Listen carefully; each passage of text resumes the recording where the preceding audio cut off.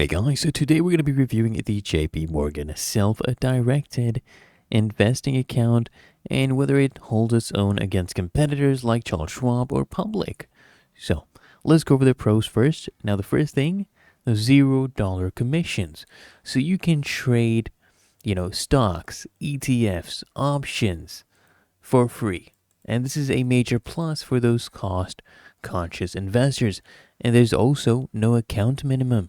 Basically, you can start investing with any amount, even if it's just a few bucks.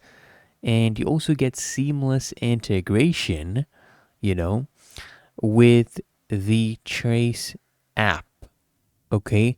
So you can access your investments alongside your banking, credit card, savings, all within the Chase mobile app.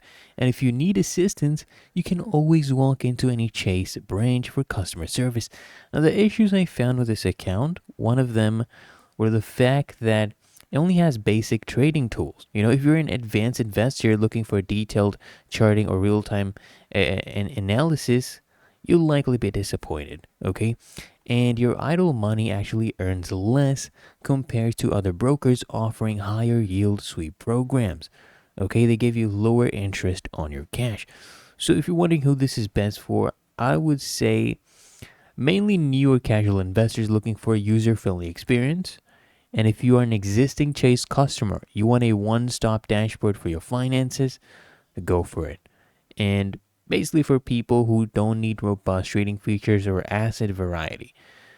But if you are an experienced trader, skip this. If you want advanced tools, broader asset class like futures or international stocks, skip it. If you want a competitive interest rate, I think you should skip this. But they do give you a up to $700 bonus offer when you open and fund a JP Morgan self-directing investing account with qualifying new money.